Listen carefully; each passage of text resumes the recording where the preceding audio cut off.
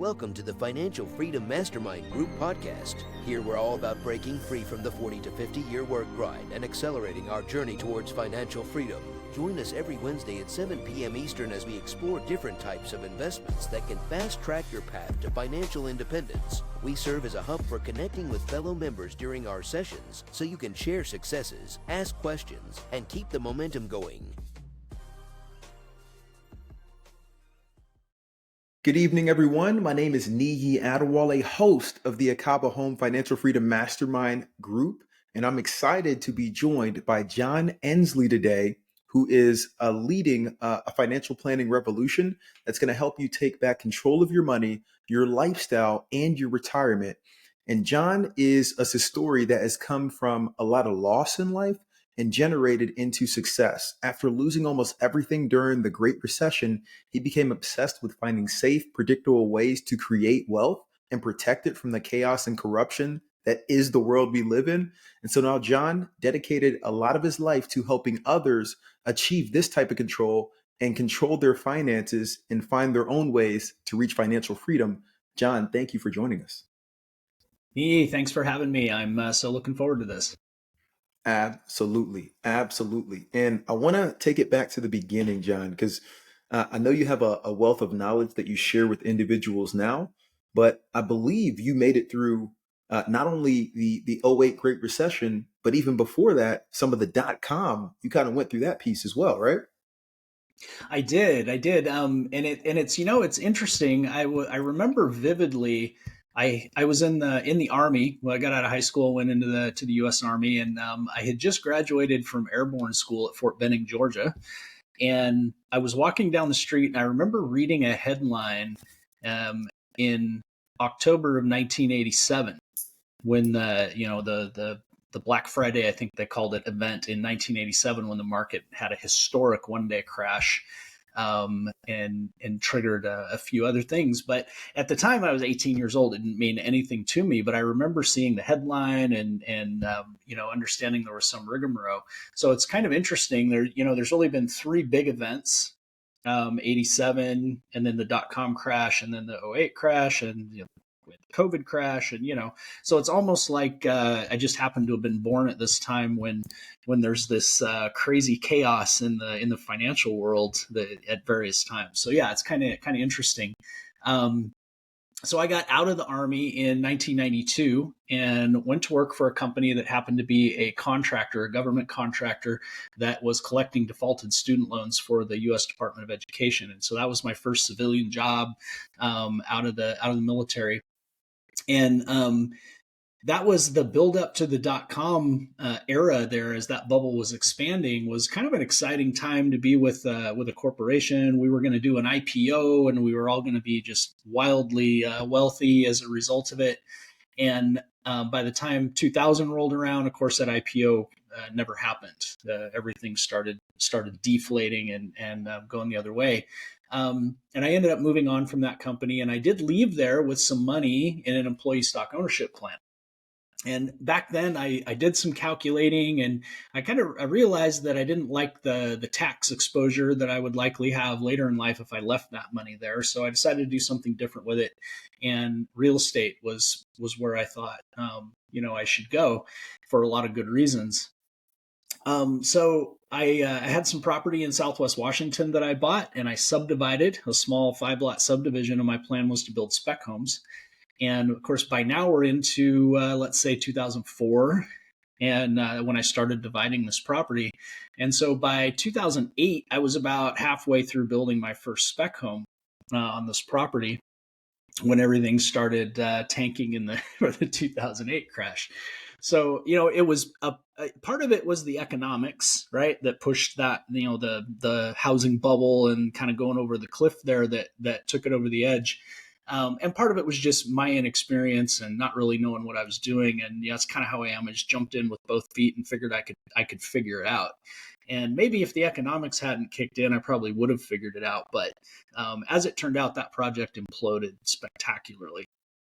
Those were kind of dark days for me. Right around that time, of course, I had a marriage that fell apart and teenage kids that were starting to have typical teenage kid problems, and just a lot of stuff going on. I worked in my day job, right? This was my investment life. My day job, I was in commission sales in the industrial world. And of course, with the 2008 recession, all my customers basically stopped buying.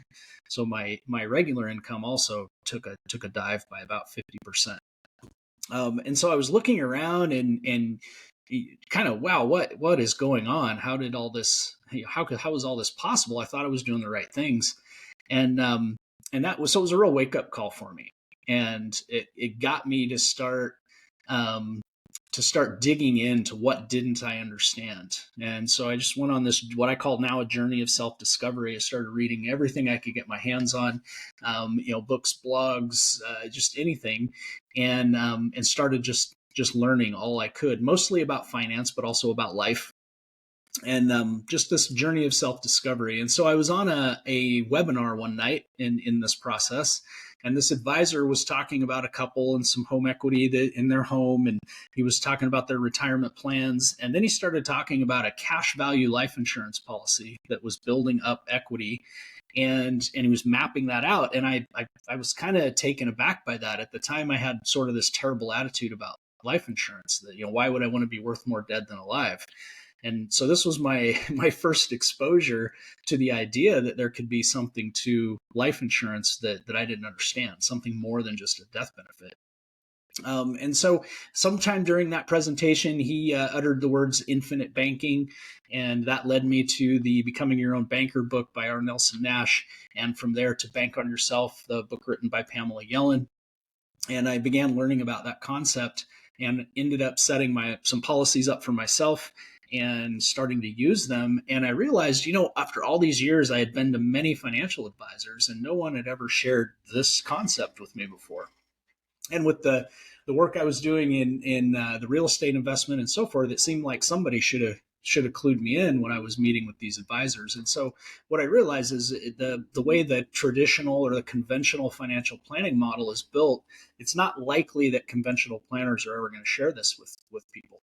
It's just not in their wheelhouse.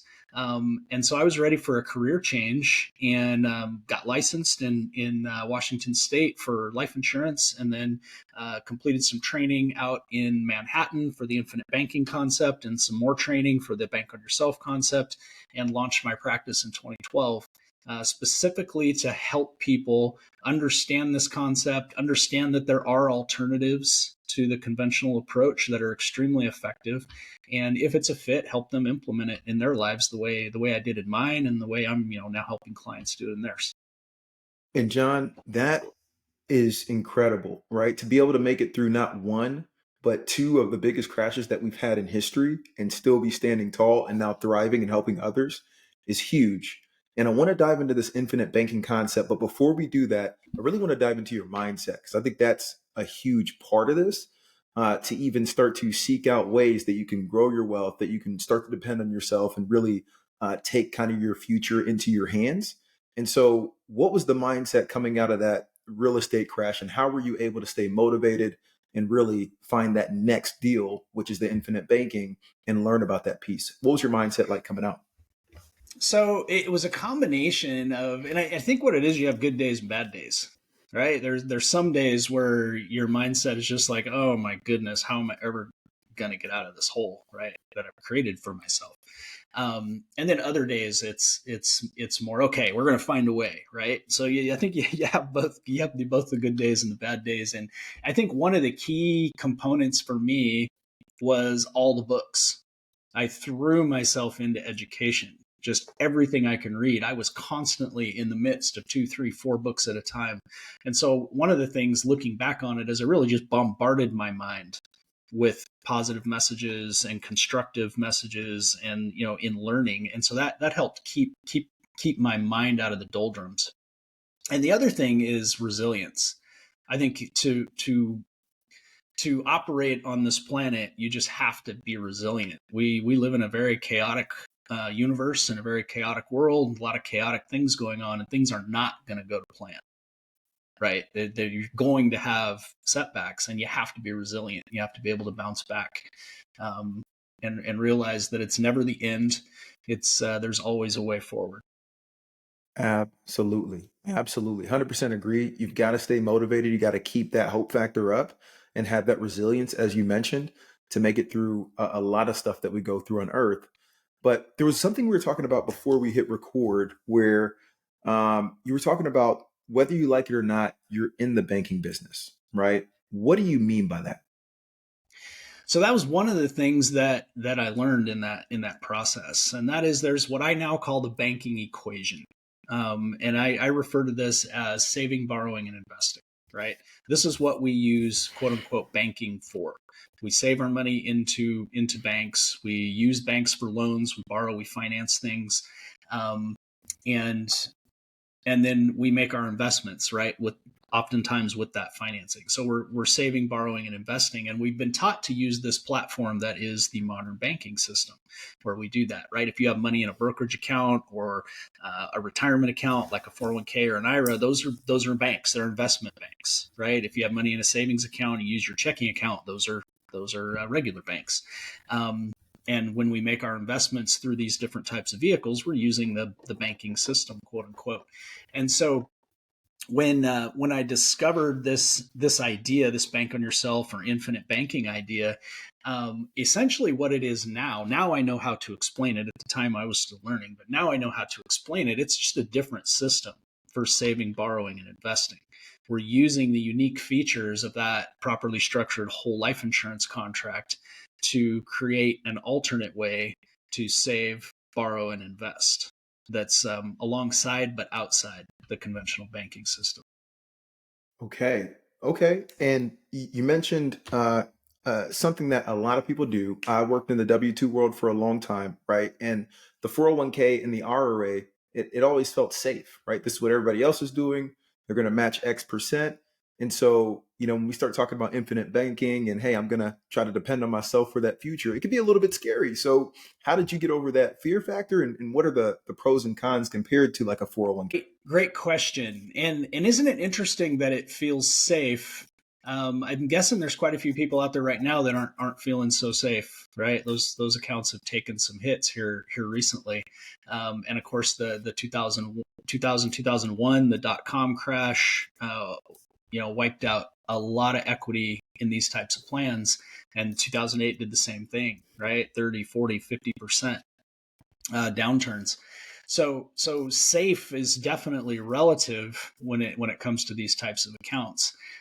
The other factor with these types of accounts is there's sort of what I call money monsters, right? These are these wealth killing effects of things that are out there, and taxes, fees, crashes and crises, which we're just talking about, inflation, which everyone kind of knows what that's all about now here in the last year, and debt interest, right? These are the things that while we're trying to build up wealth, these are the counter forces that are trying to siphon it off.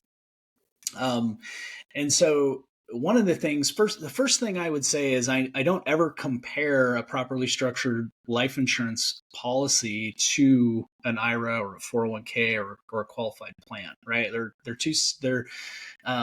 The life insurance policy is that vessel where I build up cash that I then go use to make investments. So I don't compare my life insurance policy to investing in real estate or to putting my money in a 401k. It's a different way of doing it, and the policy actually facilitates investing in other things. Lots of people use it for real estate, but you could use the cash values building in these policies to invest in whatever you're into. If your crypto is your thing, then you could use it to invest in crypto, or anything else. Just to use that as an example.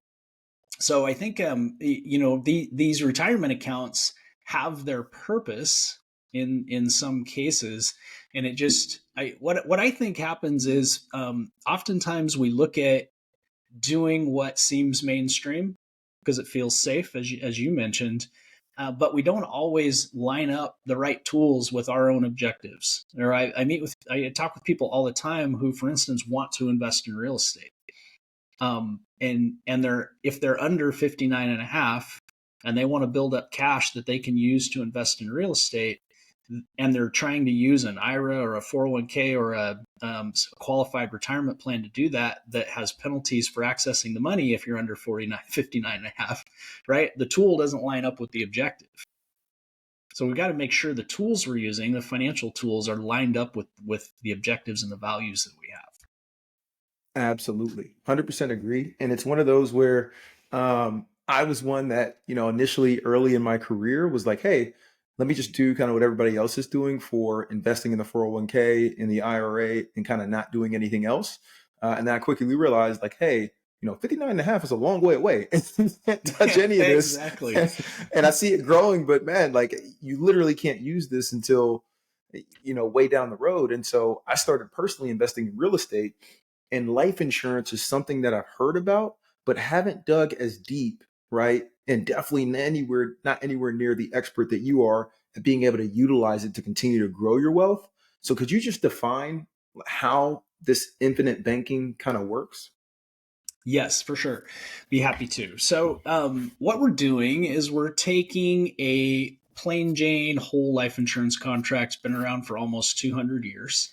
Whole life insurance is designed to cover someone for their whole life, their entire life. So this is a lifelong endeavor that we enter into when we do this. And whole life has a unique feature in that as the premiums are paid over time and we move through the timeline of our life, the contract builds up a guaranteed cash value increase every year. So every single year, these policies are going to grow by a larger amount every year. We call this cash value. And so within the policy, we're buying death benefit. It's life insurance. And that death benefit translates into a certain amount of cash value increase every single year. And it's going to go up by a larger amount every year for the rest of your life, right? So we're talking about compounding, something that never goes down and it goes up by a larger amount every single year for life, right? That's compounding. And so we get this compounding effect through our lifetime. Now, in addition to that, we work with companies that are mutual insurance companies when we set these up. And a mutual insurance company, when they perform better than expected, they pay a dividend back out to their policy owners. If they were a shareholder company, they would pay those dividends to the shareholders versus a mutual company. So that's why we want a mutual company. So the policy owners, are getting those dividends. And so that's the other component of growth, is those dividends come back in every single year. And those dividends and the growth when it's generated is actually buying more life insurance every year, which is creating more cash value and higher death benefit every single year, right? So we have this tool where we can put cash and it's going to build up by a larger amount every year for life.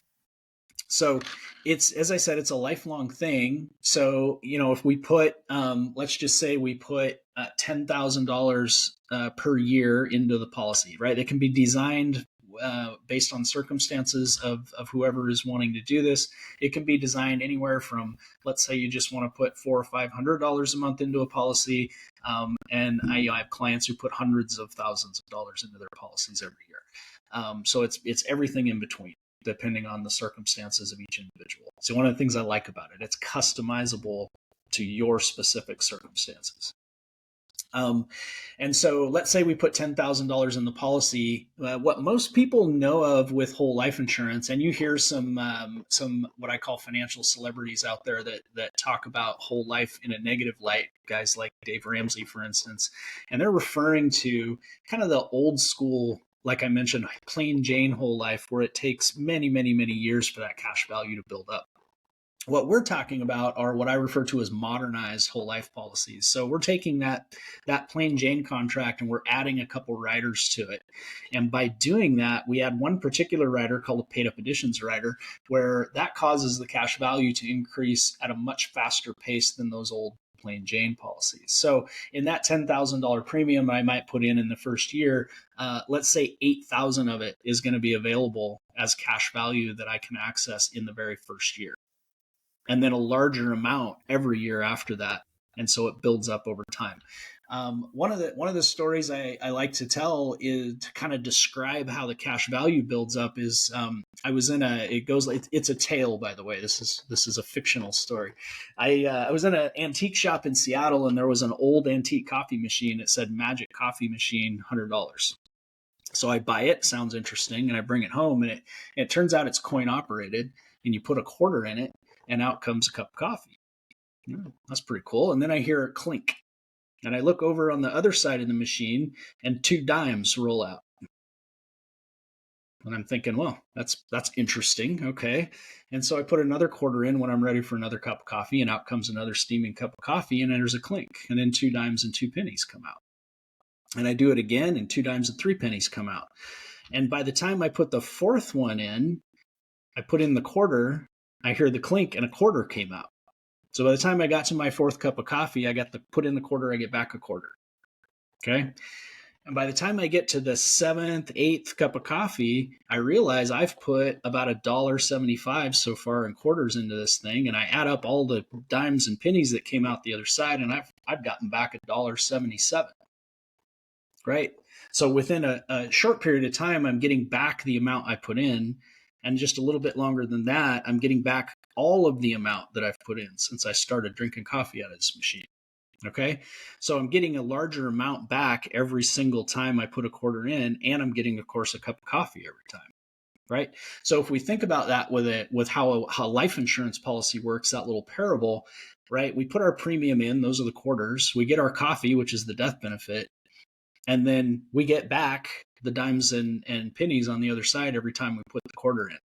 And within usually between 3 and 5 years, you reach a point where the premium you put in that year, you're getting an increase in cash value that year of at least that amount. And within probably 6 to 8 years, it just depends on the design and the person and the individual circumstance, you're getting back in cash value all the premium you put in up to that point. And then from there, of course, you're now getting back more than you've put in every single year for the rest of your life. So that's kind of how it works, how the buildup works, as far as the way this vehicle accumulates cash and builds it up over time. And then, we can talk about how you access that, which is where we get into policy loans and becoming your own source of financing and that concept. Yes. And this is pretty incredible. When you explain it like that and break it down, it makes a lot of sense. And the whole piece about it eventually eclipsing how much you're putting in, that has to do with the dividends, right? That are getting paid back to you, that piece kind of boosting the return. It's both the dividends and the actuarial growth. It's a very common way to think that the dividends are the most important piece, but they're actually not the most important piece. They're definitely a component. Without the dividends, it wouldn't grow nearly as well as it does. But I often show clients that when you get 10 years down the road, the guaranteed growth, the actuarial guaranteed growth in the base policy dwarfs the dividend, right? The real powerhouse of growth is the contract itself. It's the actuarial guaranteed growth in the contract is the real powerhouse over time. The dividends just boost that. Okay. No, this is incredible. And it's really opening my mind because I haven't been able to sit down with someone to talk through this in detail. And so you mentioned it earlier, but I mean, the next question is how do you actually get the funds out and use that for investing and not get, kind of hit over the head like you would with a 401k, things of that nature? Yeah, exactly. And what you just said is so key. Sit down and go through it with an advisor that knows what they're doing, that isn't going to pressure you or try to sell a product or push a product down your throat. That's just really going to help you understand the concept, because that's the only way you can determine where and how it fits and if it fits, right? I always like to kind of tongue in cheek say that this can work for anyone, but it's certainly not for everyone. And so that is really, really important, is to, sit down and talk with someone knowledgeable. I'd be, of course, more than happy to talk with anybody. I actually offer a free 30-minute strategy session. We can talk about that before we're done here, where you just, spend 30 minutes, no pressure, just to find out if this is a fit or not, right? That's really what it's all about. And so accessing the money, right? Now we're going to talk about policy loans. And there's a very unique thing that happens with whole life insurance and policy loans. So I'll start with insurance companies are highly regulated, right? They're regulated at the state level with the National Insurance Association, Commissioner Association, and they are highly regulated about what they can invest in. So they're required by the regulators to take the premiums that policy owners are paying and invest those premiums in very safe vehicles that will ensure they can meet their future obligations, meet those death benefits and so forth. And one of the investments that an insurance company can make is to make policy loans available to their own policy owners. And so what the insurance company is really doing is, for their policy owners that want to take advantage of this, they're saying, okay, you have a policy and we will loan you money using that policy as collateral. So they're going to take the cash value in that policy is the limit of what they'll loan you. And the death benefit in that policy is the actual collateral. And this creates a very unique situation for us as the policy owner. So the insurance company knows that if you never pay the loan back, eventually, right, you're probably going to die, right? Eventually that's going to happen. So they know that when that death benefit gets paid out at some point down the road, the loan's going to get offset from that death benefit before the rest of it goes to your beneficiaries, right? So the insurance company is secure. So what that does is it puts you or me, the policy owner, in complete control. We can pay that loan back any way we want to over any period of time. We're in complete control of the terms, right? So it's a no qualifying loan. We don't have to provide any income source or verification. We don't fill out an application. There's no review really. We just fill out a form, check a box, and the insurance company is going to direct deposit those loan proceeds into our account within about a week. So, it's super easy to do. There's no qualifying process. There are no recourse loans. So let's say I borrow against my policy and I go buy a car. I hold title to the car, right? The car is not collateralized by that loan like it would be if I borrowed it from a bank, but because the policy is the only collateral. So I can do that. And then I can pay it back anytime or on any time frame that I want to. The advice I give clients is pay it back in a reasonable amount of time. But it is entirely up to you. So I have clients, for instance, who are flippers. They flip property, and they may not make any payments against a policy loan until they sell the property. So they borrow the money, buy the property, do the rehab, get it back on the market, and it might be 6, 7, 8, 9 months later, they've sell the property, and then they pay the loan off. Perfectly fine. They can do that. They could pay it monthly if they wanted to. You could start paying monthly and then stop paying for a while, right? You're in complete control. You can repay this however you want to. And that flexibility from an investment standpoint is huge. To be able to access financing this way and be in complete control over the repayment gives you a lot of flexibility to make your investment work. So the other factor are interest rates, which are the way this works out. The interest rates are extremely competitive, extremely low. So the insurance companies will charge an interest rate. Currently, most of them are around 5%. There's a few that are a little under that and a few that are a little over that. And they charge 5%, but it's a simple interest rate. And they charge it once a year on the anniversary date of the policy.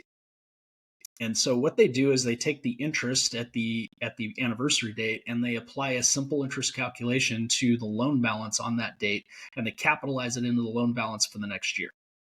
So when you're making payments, you're reducing the principal dollar for dollar. 100% of your payment is going to principal. And then the interest is calculated once a year, etc. So the way that works out, let's say the interest rate is 5%. If I pay that loan off in 2 to 4 years, my effective rate on an annual basis, because of how it's applied, is probably going to work out to be somewhere around 1.8 to 2.2%. If I stretch that out to 5 or 6 years, it might be 2 to 2.5%. And then, the longer I go, the larger that effective rate actually turns out to be. So let's just say your rate is anywhere between 2 and 5%, depending on how long you take to pay the loan back. And John, I'm going to state this back to you because my mind is blown right now, right? So I mentioned before, I'm doing mostly real estate investing, and I do invest in flips and things of that nature. But the way I've done it is with HELOCs in the past. And when I first got my HELOC in 2021, the interest rate was 5%, but it follows the Fed prime rate. So now it's about 10%, right? Maybe a little bit more. I haven't looked at it because I don't want to cry. And so, Right. So now when you're lending out that money for a flip, it's significantly more expensive. If I'm hearing you correctly, you could essentially take out money on your anniversary date. And if you paid it back in 11 months, would that be an interest-free loan? It would not. And that is another common misconception. What's going to happen is there's going to be a proration for that partial year based upon the daily breakdown of that simple rate, right? So they're going to take 5% divided by 365 days and and that'll essentially be how they would charge a partial year. So there will be a Okay. proration. So it will not be interest free. There would be a proration on it, but still, your effective rate in less than a year is going to be on an annualized basis is going to be very very low. Yeah, compared to where we are right now. And for the competitive rate, you said about 5% right now. Does that go down with kind of the market, things of that nature? Does that control anything? It could go down or up, right? Depending on the market. Most of the companies out there that I work with have stayed pretty steady. Maybe they were at 5 and they went up to 5.3 or something, and then have gone back down to 5, and so it is a variable rate. However, they lock it in, most of them, on the anniversary date. So if the rate is at 5.3 on the anniversary date, it's going to be 5.3 until the next anniversary date. And then there could be an adjustment up or down. Now, the other thing about that to be aware of is the other thing that's very closely tied to market interest rates are our dividends, right? And so if the loan rates are increasing, then we would also expect, there's probably a delay of a year or two, but we would also expect to see our dividend scales also increase. And so there's kind of a tie in there. If you think about it, this is a kind of a very interesting system, because we're a policy owner and we have this insurance policy and we borrow from it, and the insurance company is charging us some interest, very modest interest, and we're paying the insurance company interest, which is contributing to their performance. And if they perform better than expected, they're paying us a dividend. So there's an interesting loop that's happening there that I like. I think it's kind of a really cool system. Absolutely. Absolutely. And in a few minutes, we're going to open this up to the rest of the group that's on the line to ask questions either in the chat or to join live. But one other question I had for you, you mentioned that you offer a free consultation and that individuals can reach out to have a conversation similar to what we're having to figure out, hey, will this work for my situation? How can we get in touch with you for that? So the easiest way to do that is with a page I have set up that is at jumponwithjohn, JOHN.com. Jumponwithjohn.com. When you hit that page, it will give you instructions to jump right into my online calendar and schedule an appointment automatically. And so free 30-minute consultation.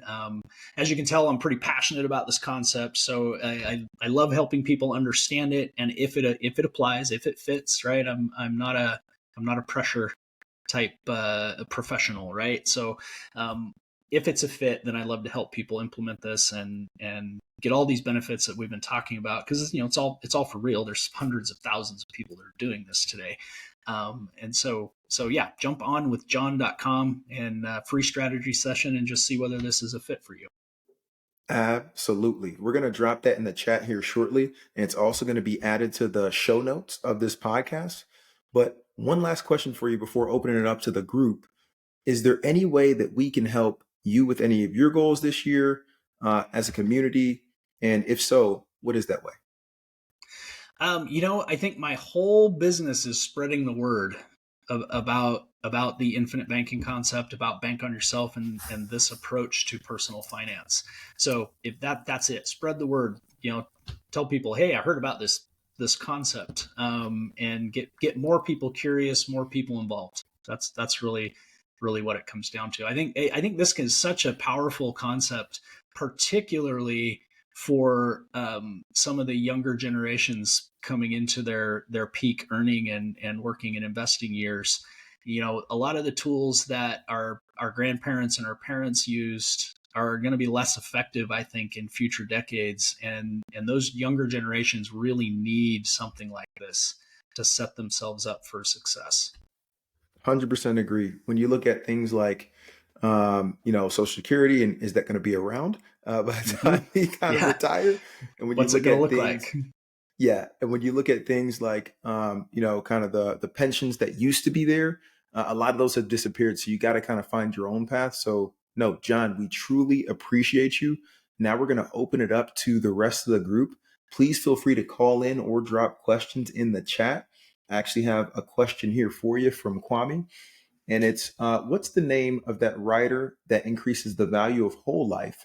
And can you add this rider to a policy that's already in place? So different companies are going to call it slightly different things, but it's called a paid up additions rider, paid up additional insurance. Unfortunately, no, you probably cannot add it to an existing policy.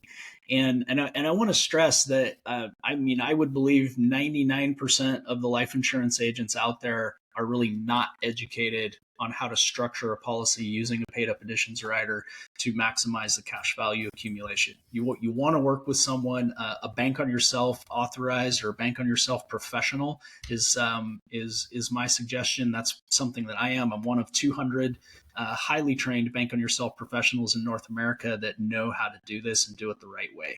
And so I think that's super important. But it's a paid up additions rider, paid up additional insurance. Sometimes will be referred to something along those lines. Absolutely. Absolutely. Okay. The next one we have is, do you work with Universal Whole Life? And if so, can you give an overview of it? So I'm, of course, being life insurance licensed, I'm very familiar with the different types of life insurance. And the answer to that question is no, I do not work with universal index universal life insurance. For a number of reasons, there are some problems with that product as it applies to the way a bank on yourself policy is supposed to work. We use whole life primarily for the guarantees that it offers and for the flexibility that it offers. And while universal life or index universal life is kind of pitched as a flexible product, it really doesn't have the flexibility that we're looking for, and it doesn't have the guarantees that we're looking for in order to really make this work. And I think it's you got to be careful because there is some information out there where people are saying that, hey, it'll work just like infinite banking. We'll just use the IUL. And I'm not saying it can't work. I'm saying there's a pretty good probability for disappointment. And I'm an independent agent, right? I can work with any insurance company. I can sell index universal life. I just don't. I choose not to because it doesn't align with what I think are most important about using these types of policies. True. True. And this is kind of a selfish question. So you gave the example of kind of putting the quarter in, getting 20 cents back, and kind of getting your coffee, right? Mm-hmm. And so in practical terms, if we did do something like, this infinite banking and started, this year, when could you actually start pulling funds out? Is that year one that you really can start pulling funds out? Yeah, almost immediately, depending on how fast you put the funds in, right? So people commonly fund the policies over time. So they figure out how much they want or can put in a policy, and they put it in monthly or annually over time. But you can also use lump sums to start the policy off with a significant amount up front. So one of my favorite stories about this is a guy that was a Marine Corps pilot who was overseas for quite some time and saved quite a bit of money because he was overseas. And so when he came back, he did a couple of things. One is I met him and we set up a infinite banking policy. He also went and bought himself a new Tesla and he financed the Tesla, right? And so we set up his policy. He put $100,000 lump sum in on the first, right up front. And literally the day after that policy was issued, we submitted the paperwork for a loan for $80,000, and he paid off the Tesla, and then paid himself the same payment he was making to the bank on the Tesla. He just paid back to the policy, and within several years, he paid the Tesla off through the policy, had the cash value back, and of course, the cash value had continued to grow. So even though he put 100,000 in, took 80,000 out, the policy grows the same as if the 80,000 was still there. So by the time he paid the Tesla off, he not only had the original amount, but more than that because it had grown during the meantime. And he paid substantially less interest than he would have to the bank making the same payment. So it was all the way around. And of course, this guy today this was quite a few years ago. This guy today is now using the policy to buy rental properties and flip real estate and so forth. John, I love it. And thank you for kind of making it practical. Are there any tax benefits to this as well? There are a whole host of tax benefits. The policies themselves come with some tax benefits. So these are after tax dollars that we're putting in a policy, and so as it builds up, it is tax deferred. So you're not paying any tax on the growth in the policy. When we take policy loans out, they are also tax free. So when we pull the money out in the form of a policy loan, that's going to be tax free. All of this is based on today's tax laws, of course. The death benefit, if we were to die, that goes to our beneficiaries, to our heirs, also typically passes income tax free. And so we have all these tax benefits that are built in. Now, with the other thing we kind of haven't gotten into yet is somewhere down the road, if we decide we want to convert the policy itself into a passive income stream. So we can use the policy throughout our whole lifetime to go out and invest in things that create a passive income stream for us, right? Things like rental real estate or whatever the case may be. But then at some point, I don't like to use the word retire, right? Retire just means passive income enough that I don't have to do anything, right? It just comes in. So now I want to convert the policy itself into a stream of passive income. So I can take this cash value that's built up over all these years and then convert that into a monthly or annual income stream that will last me the rest of my life. And under current tax law, I can make that entire income stream, 20 or 30 years worth of income in some cases, completely tax-free. Yeah, no, I am, yeah, I'm definitely booking a session here, and I've dropped kind of the link for that, but this is pretty incredible. And I'm thinking just the longer term benefits, even those flips I'm investing in, this makes a lot more sense paying, 5%, maybe less, as opposed to the 10% and being able to have the timeline flexible, right? That's pretty incredible. Mm-hmm. Yeah, for sure. I mean, it was pretty attractive even when rates were low. But now that rates have risen, this has become very attractive. True. I see two more questions in the chat. If I add money, and this, I think you answered this a little bit before, but I'll bring it up again. If I add money to my policy, how quickly can I take that money out? Really, as soon as the policy is issued, you'll have access to the number I threw out as a ballpark is about 80% of that first premium is probably available as cash value. That's going to vary a little depending on the exact circumstance and the exact design and the exact amount that goes in. But somewhere around 80% of it's available more or less immediately when the policy is issued. And is that roughly what the withdrawal limit is too, about that 80% in that first year?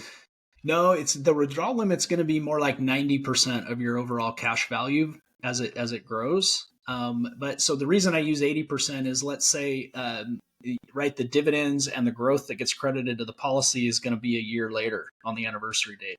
So on that first, that first initial premium payment, 80%, somewhere in that ballpark is what would be available, because those dividends won't come in until the end of the year. Okay. Any other questions for John in the chat and or call in? John, we greatly appreciate you joining the Acaba Home Financial Freedom Mastermind podcast. You're going to be getting a lot of requests coming in soon. And no, we really appreciate it. Thank you. And we wish you much luck in your continued growth of the business. Hey, thank you so much, Nee, for having me. This has been a fun conversation. And, I hope some folks reach out. I would love to, as you can tell, I love talking about this. So I would love to chat with them about it. Definitely. John, be safe. I will catch you a little bit later. And for everybody else, we will catch you next week. Thank you for joining the Acaba Home Financial Freedom Mastermind podcast. Hope this was helpful. We'll have all the links in the notes. And yeah, please go schedule some time with John. See you guys.